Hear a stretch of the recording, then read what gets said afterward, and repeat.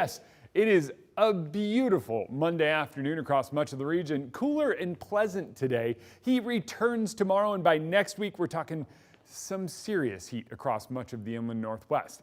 Earlier on this morning, we saw quite a bit of wind with that fire down to the south, Lewiston, the Express Fire. Now, when we zoom in right now, a quick update on what we have going on is kind of light variable wind. And then notice all the way up here, a couple of these little wind dots that you're seeing right there.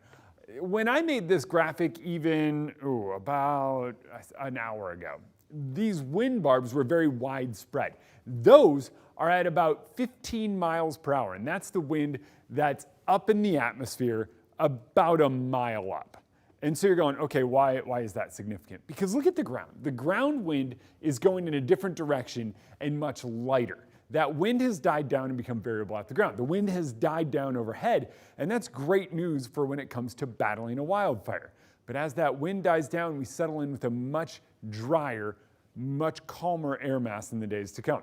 We did see some gusty wind this morning, though. Lewiston was up to 21, Spokane up to 28, and Pullman at 36, and that was thanks to this front that went through, and that's the one that brought some of those isolated showers and thunderstorms to areas off to the north. That works its way out, and what we wind up seeing is much drier air work its way in. We're talking a drier mass as we build in another ridge of high pressure. And so notice all this brown and all this dark black here, that's that drier air. And with drier air moving in and taking over and that wind calming down, that sets the stage for radiative cooling. So overnight, we see temperatures drop to lows that we haven't seen across the inland Northwest in quite some time.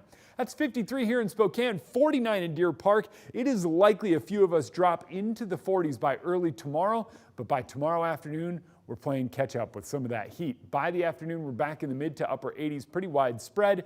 And then once we're there, it gets harder to cool down overnight. We fall back to near 60. And by Wednesday afternoon, we're back in the 90s and then just cranking the heat through the week. Friday, a quick break and then even warmer by this time next week.